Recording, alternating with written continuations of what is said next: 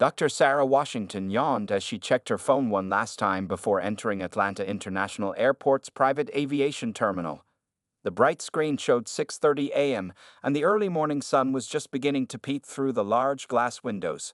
She had just finished a grueling 12-hour shift at Atlanta General Hospital, but there was no time to rest. A critical patient in Houston needed her expertise. Dressed in comfortable black slacks and a navy blazer over a simple white blouse, Sarah adjusted her shoulder bag containing her medical documents and credentials. Her natural curly hair was pulled back neatly in a professional bun, and despite the early hour, she carried herself with the confidence that came from 15 years of being one of the country's top neurosurgeons. The private aviation terminal was relatively quiet at this hour. A few business travelers in expensive suits walked past, their wheelie bags making soft noises against the polished floor. The smell of fresh coffee wafted from a small cafe in the corner, making Sarah wish she had time to grab a cup. But her chartered flight to Houston was scheduled to leave in 30 minutes, and she needed to get through security first. As she approached the security checkpoint, Sarah noticed James Mitchell, a guard she hadn't seen before. He was a middle-aged man with graying hair at his temples and a stern expression that seemed permanently etched on his face. Something about his demeanor made Sarah instinctively grip her credentials tighter. The terminal's usual peaceful atmosphere was broken by the sound of Mitchell's voice. "Ma'am, I'm going to need you to stop right there," he called out, his tone unnecessarily loud in the quiet space. Several heads turned to look their way, making Sarah uncomfortably aware of the attention. Of course, Sarah replied professionally, already reaching for her credentials and flight documentation. "I'm Dr. Washington. I have a 7 a.m. flight to Houston." She held out her papers, but Mitchell didn't even glance at them. "Are you sure you're in the right place?" Mitchell asked, his eyes scanning her up and down. "This is the private aviation terminal. The main terminal is in the other building." His emphasis on private made his implication clear, causing Sarah's heart to beat faster with a familiar mix of frustration and resignation. A young white couple walked past them at that moment. Mitchell barely glanced at their papers before waving them through with a friendly smile. "Have a great flight, folks," he called after them. Sarah took a deep breath, maintaining her composure as she'd learned to do over years of facing similar situations. "Yes, I'm quite sure I'm in the right place," she said firmly. "As I mentioned, I'm Dr. Sarah Washington. I have all my documentation right here, including my flight details and medical credentials. I'm headed to Houston for an emergency consultation." Mitchell crossed his arms, his badge glinting under the terminal's bright lights. "Look, ma'am, I've worked security for 20 years. I know when something doesn't look right, and this doesn't look right. Maybe you got some wrong directions somewhere." More travelers were starting to stare now. Sarah could feel her cheeks warming, not from embarrassment but from mounting anger. Still, she kept her voice steady and professional. "Sir, I'm a neurosurgeon, and I have a patient waiting for me in Houston. Every minute of delay could impact their outcome. Please check my documentation." Mitchell's face hardened. "I don't know where you got these papers from, but—" "Is there a problem here?" A new voice interrupted. Both Sarah and Mitchell turned to see Captain Michael Torres approaching from the direction of the gates. The pilot's uniform was crisp, his captain's stripes clearly visible on his shoulders. Sarah felt a small wave of relief. She recognized Captain Torres. She had operated on his daughter Emma just 6 months ago, removing a dangerous brain tumor that other surgeons had deemed inoperable. The girl had made a full recovery. Mitchell straightened up, his attitude shifting slightly at the presence of the pilot. "Just doing my job, Captain." "This woman claims she has a private flight, but—" "This woman," Captain Torres interrupted, his voice carrying a note of authority, "is Dr. Sarah Washington, one of the most respected neurosurgeons in the country. And she's actually running late for my flight to Houston."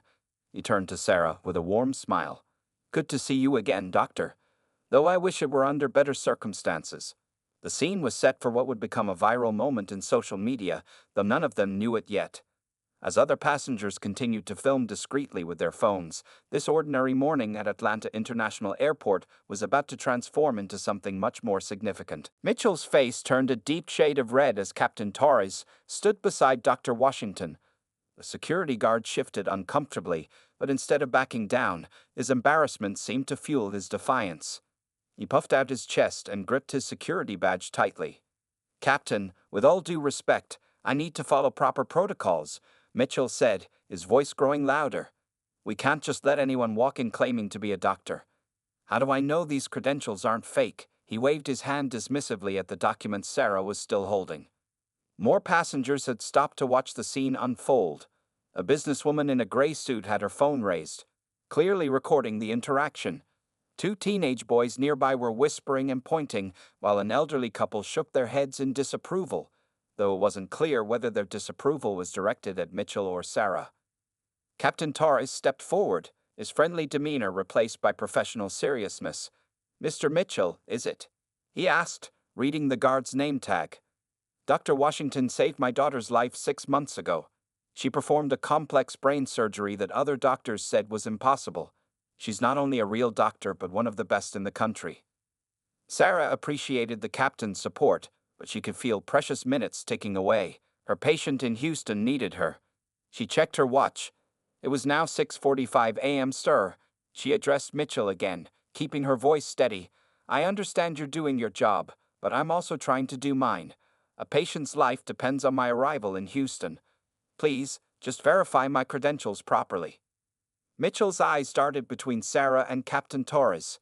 His hands were trembling slightly as he reached for his radio. "I'm calling my supervisor," he announced. "This isn't standard procedure. She could have gotten those credentials from anywhere." An older black man in a business suit who had been watching stepped forward. "Young man," he said to Mitchell, "I've been flying through this terminal for 20 years. I've never once seen you call a supervisor to verify someone's credentials. What makes this situation different?" Mitchell's face grew even redder. "Sir, please step back. This is a security matter." "It certainly is," the businessman replied calmly. "It's about selective security, isn't it?" More phones were recording now.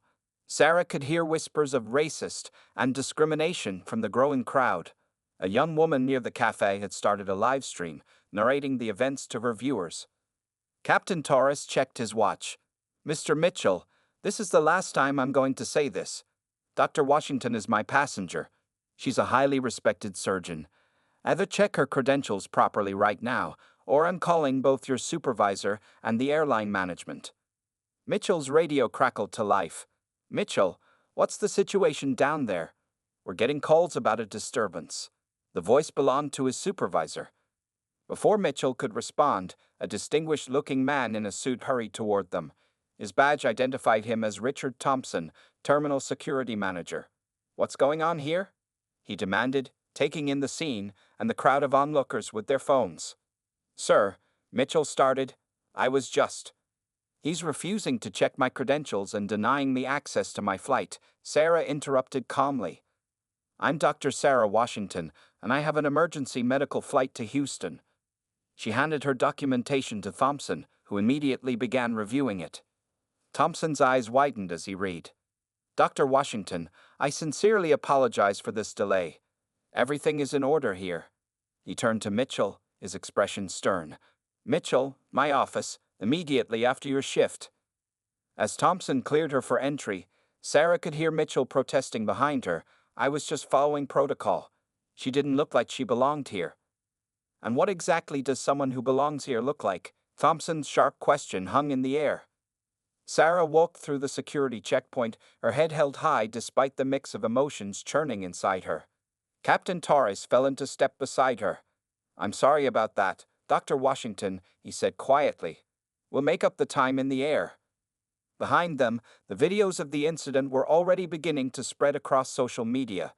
What had started as a routine morning at Atlanta International Airport was quickly becoming a viral story about bias and discrimination in modern America. But for Sarah, the most important thing was getting to her patient in Houston, something she had nearly been prevented from doing simply because of the color of her skin. As Dr. Washington settled into her seat on the private jet, her phone started buzzing nonstop with notifications. The videos of her confrontation with Mitchell had already begun spreading across social media platforms. Her hands were still shaking slightly as she set her medical bag down beside her. Captain Torres emerged from the cockpit, concern evident on his face. "Dr. Washington will be taking off in 5 minutes. Can I get you anything? Water? Coffee?" He could see the toll the morning's events had taken on her, despite her professional composure. "Coffee would be wonderful, thank you," Sarah replied, managing a small smile. As the captain went to fetch her drink, she glanced at her phone. Her colleague, Dr. James Chen, had sent her a text. "Sarah, you're trending on Twitter. Are you okay?" She quickly typed back, "I'm fine. Focusing on the Houston case now." The luxury cabin of the private jet felt surreal after the tension in the terminal. Soft leather seats and polished wood surfaces surrounded her, a stark contrast to the harsh fluorescent lights where she faced Mitchell's discrimination. Through the window, she could see airport workers preparing for takeoff, going about their normal morning routines. A young flight attendant named Lisa brought her coffee. "Dr. Washington," she said softly, "I just want you to know. I filmed the whole thing. If you need the video for any reason, I'd be happy to send it to you." Sarah thanked her, touched by the offer of support. As the jet began taxiing down the runway, Sarah's phone rang. It was Marcus, her husband. "Baby, are you all right?" His worried voice came through. "It's all over Facebook. My sister just called me about it." "I'm okay," Sarah assured him, though her voice cracked slightly. "Just another day of being black in America, right?" She tried to laugh, but it came out hollow. "I'm more worried about my patient in Houston. This delay." Dr. Rodriguez called from Houston Memorial. Marcus interrupted. "They're keeping the patient stable. Don't worry about the delay. You're still the best hope that young man has." The plane lifted off, and Sarah watched Atlanta grow smaller below them. Her mind drifted to her patient in Houston, a 19-year-old college student with a rare brain tumor. Other surgeons had deemed it too risky to operate, but Sarah had developed a new technique that might save his life. That's why every minute counted. Captain Torres's voice came over the intercom. "Dr. Washington, we're making good time. Should have you in Houston within 2 hours." She appreciated his effort to make up for lost time. Looking at her phone one last time before putting it on airplane mode, Sarah saw that the incident had exploded online. Hashtag Washington was trending, along with hashtag FlyingWildLack. There were thousands of comments, many from black professionals sharing similar experiences. A particular comment caught her eye. "This is why my daughter wanted to quit medical school, but seeing Dr. Washington stand her ground with such dignity gives me hope. She's showing our girls how to persist." Sarah felt tears welling up in her eyes. The flight attendant, Lisa, approached again. "Dr. Washington, the hospital in Houston is on the line. They'd like to speak with you about the patient's latest vitals." Sarah switched into doctor mode immediately, pulling out her laptop and medical files. This was what mattered now, not the viral videos, not Mitchell's racism, but the young life waiting for her expertise in Houston. As she reviewed the patient's files, her phone lit up with one last message before she turned it off. It was from her mother. "Baby girl, you handled that just like I taught you, with grace and strength. Now go save that boy's life. That's the best response to ignorance." The morning sun streamed through the jet's window, casting a warm glow across Sarah's papers. Despite everything that had happened at the terminal, she felt her focus returning. In her 20-year career, she had faced countless barriers and prejudices, but she had never let them stop her from doing what she did best, saving lives. Captain Torres's voice came over the intercom again. "Ladies and gentlemen, we've reached our cruising altitude. Dr. Washington, we've got clear skies ahead to Houston." Clear skies ahead. Sarah thought about how symbolic that felt. As she immersed herself in her patient's case files, she knew that while the morning's events would have consequences for Mitchell and the aviation industry, her priority right now was exactly where it needed to be, preparing to save another life. Back at Atlanta International Airport, the situation was rapidly evolving. Security manager Richard Thompson sat in his office, staring at his computer screen with a grim expression. The videos of Mitchell confronting Dr. Washington had gone viral, accumulating millions of views in just a few hours. His phone hadn't stopped ringing since the incident. "This is a PR nightmare," said Jennifer Martinez, the airport's head of public relations, who sat across from his desk. She was frantically typing on her tablet, monitoring the growing social media storm. "We got major news networks requesting comments. CNN, Fox News, MSNBC, they're all running with the story." Thompson rubbed his temples, feeling a headache coming on. He had just finished reviewing the security footage from all angles. The cameras had captured everything: Mitchell's aggressive stance, his dismissive attitude, and the way he had waved through other passengers without checking their credentials as thoroughly. Pull up Mitchell's employment record, Thompson instructed his assistant over the intercom. Within minutes, a thick file landed on his desk. As he flipped through the pages, a disturbing pattern emerged. There had been previous complaints about Mitchell's behavior, especially toward minority passengers, but none had been serious enough to warrant major disciplinary action. Until now. Meanwhile, in the terminal's break room, Mitchell sat alone, his untouched coffee growing cold. His phone kept vibrating with messages from family and friends who had recognized him in the viral videos. His daughter had texted, "Dad, please tell me that's not you in those videos. This isn't who you are." But was it who he was? Mitchell stared at his reflection in the break room window, seeing himself through new eyes. 20 years in security, and he'd always prided himself on being thorough. Now, watching the videos of himself, he couldn't ignore the clear bias in his actions. The break room door opened, and Officer Sarah Chen, a fellow security guard, walked in.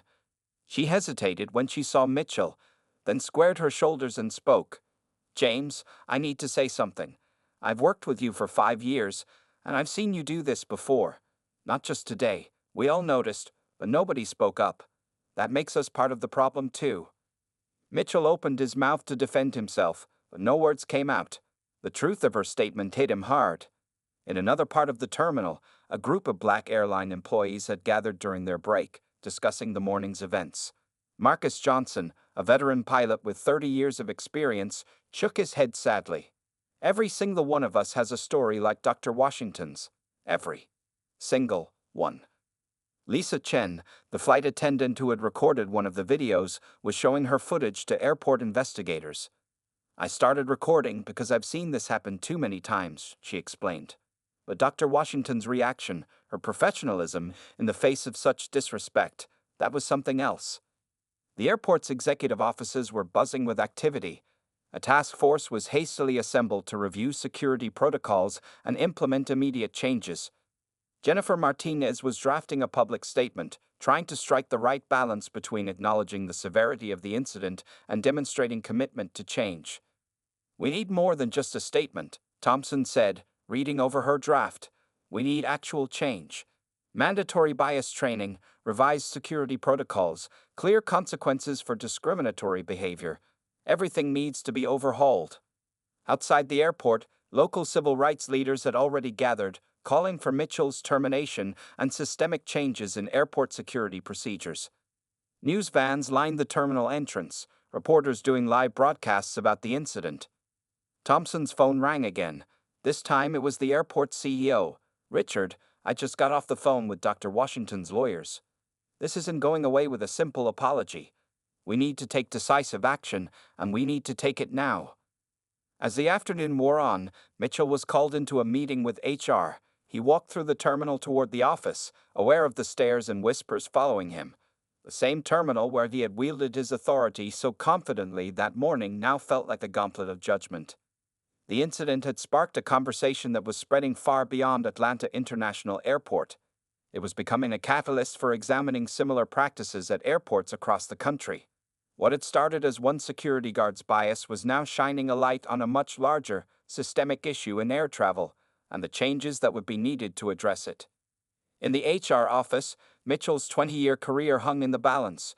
While somewhere over the skies of America, Dr. Washington was focused on saving another life, proving through her actions the very excellence he had refused to see. The private jet carrying Dr. Washington landed in Houston right on schedule, thanks to Captain Torres's skilled flying.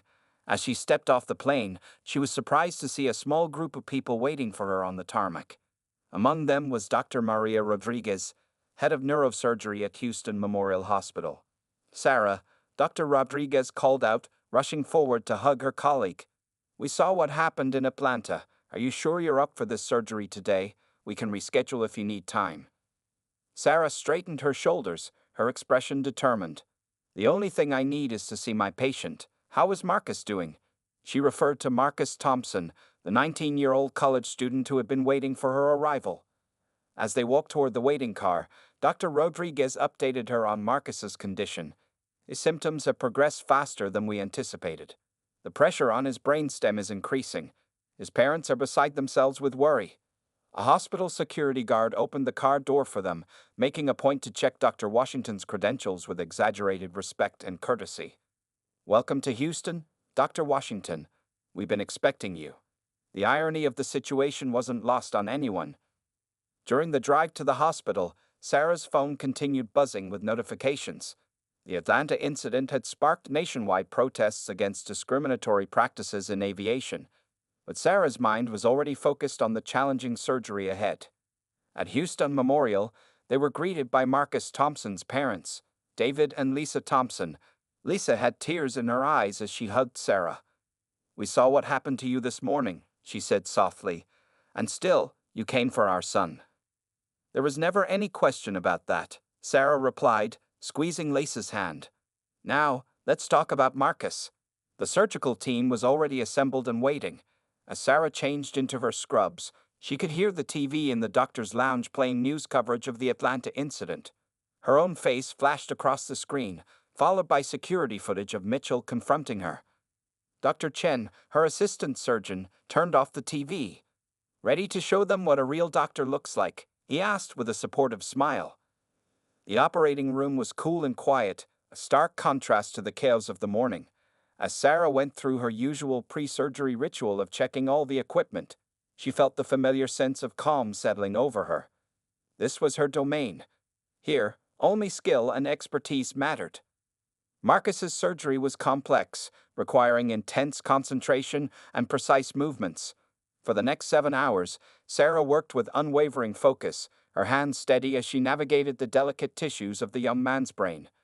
The morning's events felt like a distant memory as she did what she did best, saving lives. Meanwhile, back in Atlanta, Mitchell sat in his apartment, watching the news coverage of Dr. Washington performing the groundbreaking surgery. The reporters were praising her innovative technique and remarkable skill. The same woman he had tried to turn away was now being hailed as a medical pioneer. His phone rang. It was his daughter again. "Dad," she said, "I just want you to know. I'm a resident at Chicago General now. Every day, I see black doctors face the same prejudices you showed today. I've never been brave enough to speak up. But that changes now." The surgery stretched into its 8th hour. Sweat beaded on Sarah's forehead as she made the final, crucial incision. The entire operating room held its breath. Then, finally, she looked up and nodded. Tumors completely removed. No damage to surrounding tissue. The room erupted in quiet applause. Dr. Rodriguez, who had been observing the surgery, shook her head in amazement. "Simply brilliant, Sarah. Simply brilliant." As the surgical team began closing up, Sarah thought about Marcus's future, the life he would now have, the dreams he could pursue. She thought about the young black medical students who had been messaging her all day, saying she inspired them to continue despite the barriers they faced. Outside the operating room, the Thompsons waited anxiously. When Sarah emerged, still in her surgical gown, their faces told her everything she needed to know about the impact she had made, not just on their son's life, but on countless others who were watching and drawing strength from her story. The day that had started with discrimination had ended with triumph. As Sarah finally sat down to rest, she smiled, remembering her mother's words. The best response to ignorance was excellence. Today, she had proved that once again. 1 week after the incident at Atlanta International Airport, Dr. Sarah Washington sat in her office at Atlanta General Hospital, reviewing the countless emails and messages that had flooded her inbox. The story had taken on a life of its own, becoming a symbol of both ongoing discrimination and professional resilience. A knock on her door interrupted her thoughts. It was Marcus, her husband, carrying a stack of newspapers. "You made the cover of Time magazine," he said proudly, laying the magazine on her desk. The cover showed a split image. On one side was the viral photo of her confrontation with Mitchell, on the other, a picture of her in surgical scrubs, looking confident and determined. "The young man in Houston," Sarah said, picking up the magazine. "His latest scans came back clean. He's already talking about going back to college next semester." She smiled, remembering the tears of joy in his parents' eyes when she delivered the good news. Her office phone rang. It was Richard Thompson, the airport security manager. "Dr. Washington," he said, his voice formal but apologetic. "I wanted to update you personally. We've completed our internal investigation. James Mitchell has been terminated, and we're implementing comprehensive changes to our security protocols. Sarah listened as Thompson outlined the changes: mandatory anti-bias training for all staff, new oversight procedures, and the formation of a diversity advisory board. They wanted her to serve as a consultant in developing these new policies. We can't change what happened, Thompson said, but we can use it to prevent similar incidents in the future. As she hung up, Sarah noticed an email from Mitchell's daughter, Dr. Rebecca Mitchell. The young resident had written a powerful open letter about witnessing racism in medicine and her own father's actions.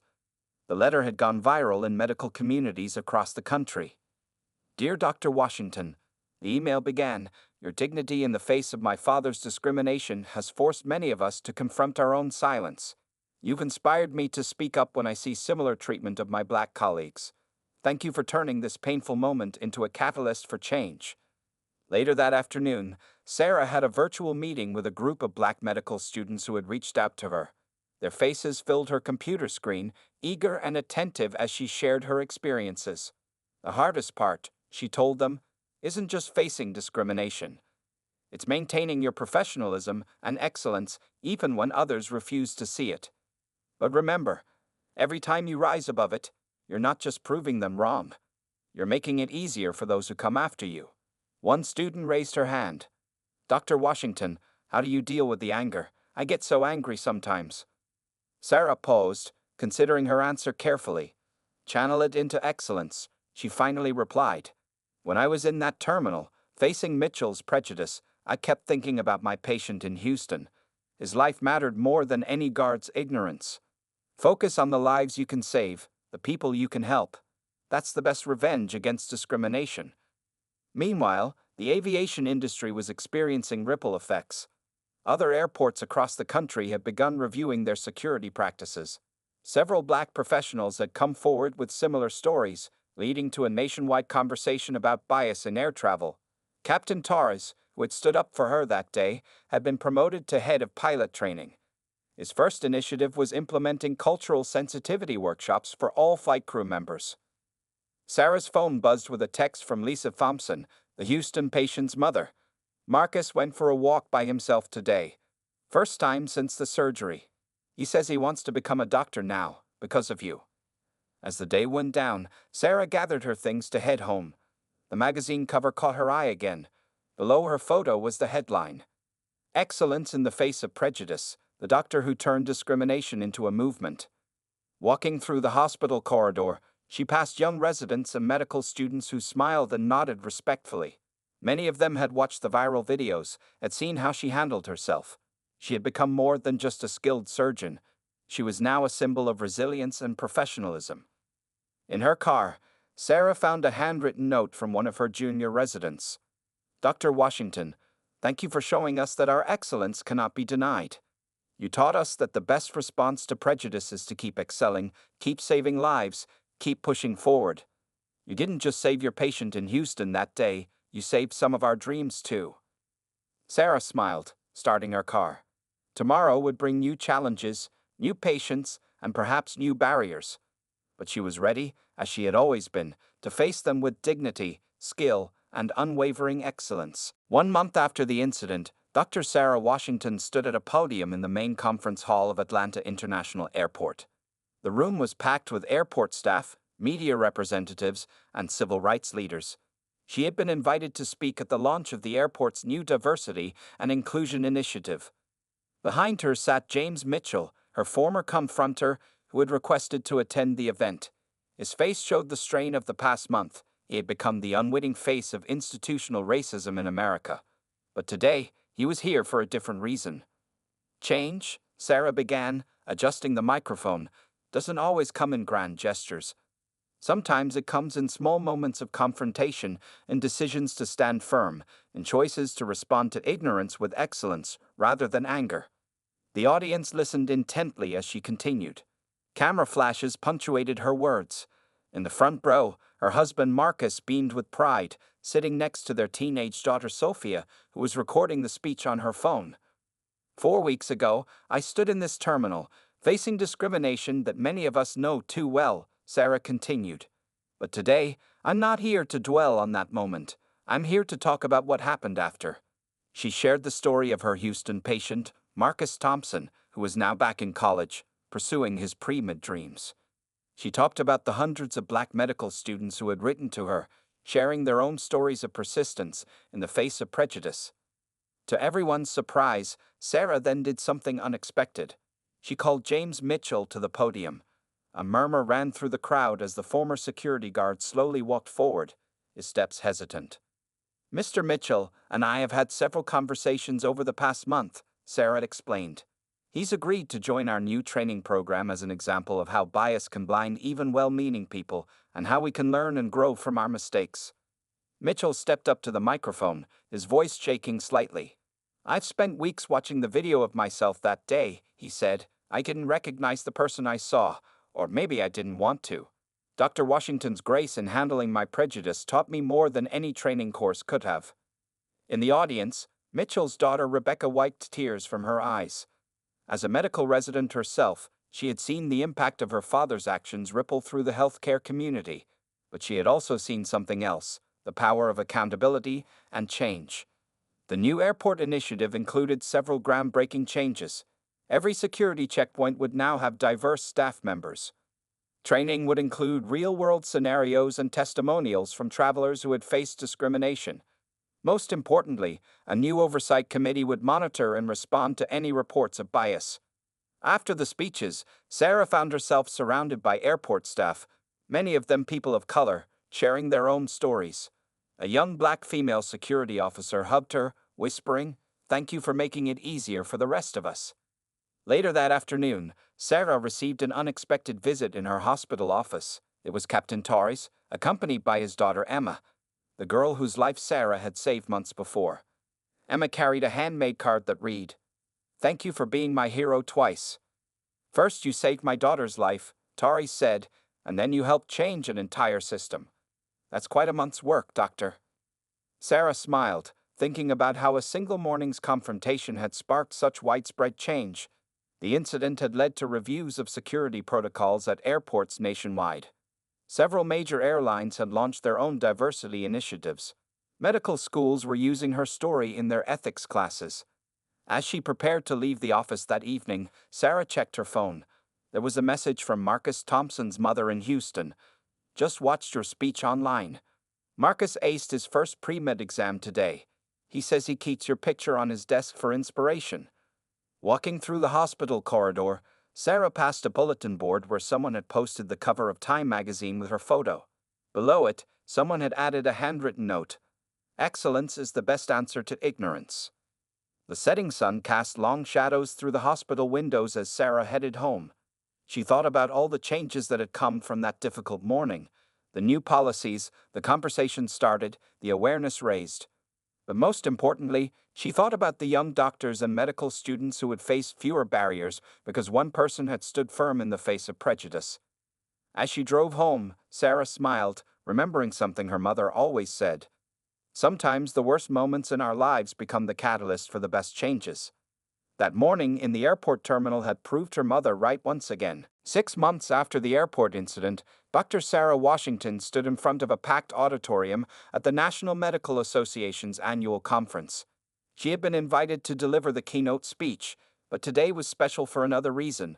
In the audience sat Marcus Thompson, her former Houston patient, now a first-year pre-med student.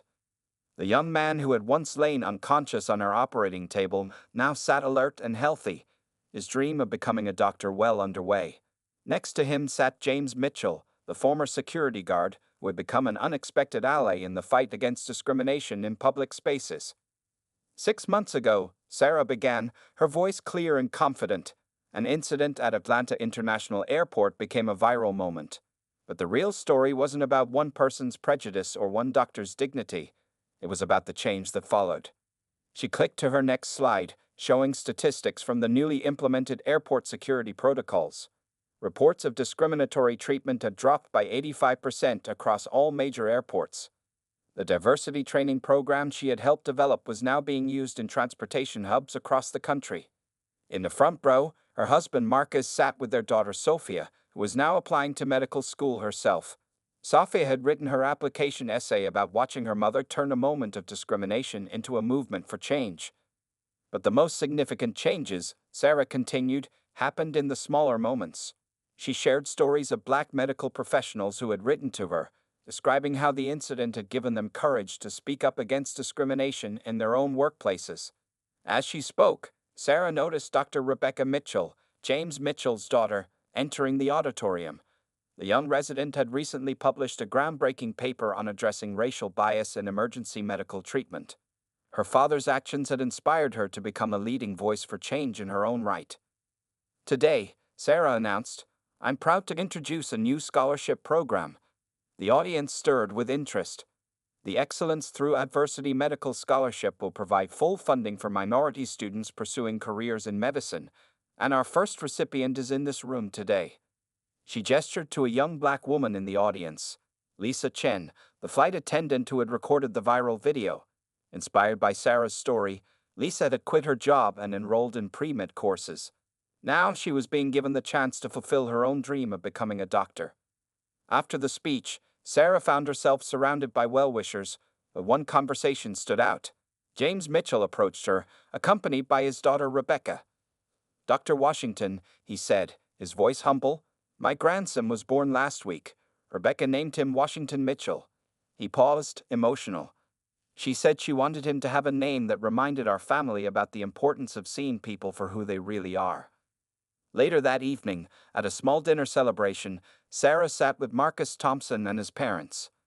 The young man who had once been her patient was now thriving in his pre-med studies, inspired by the doctor who had not only saved his life, but shown him what it meant to pursue excellence despite obstacles. "You know what's funny, Dr. Washington?"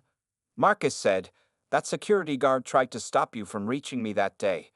But because of what happened, you didn't just save my life, you helped change the whole system." As the evening wound down, Sarah received a text from Captain Torres.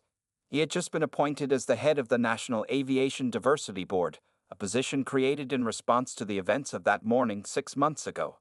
Walking to her car under the stars, Sarah reflected on how a single moment of confrontation had sparked such widespread change.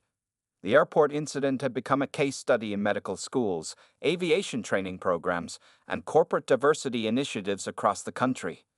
Her phone buzzed with one final message for the day. It was from her mother. "Baby girl, remember when I told you that excellence is the best answer to ignorance? You didn't just prove me right, you showed the whole world." Sarah smiled, thinking about all the young medical students who would face fewer barriers because of what had happened that morning. The incident that could have been just another story of discrimination had instead become a catalyst for lasting change. As she drove home through the quiet Atlanta streets, Sarah thought about how sometimes the worst moments in life could lead to the best outcomes. That morning in the airport had taught her that change doesn't always come from grand gestures or planned movements. Sometimes it comes from simply standing your ground with dignity and excellence. The end.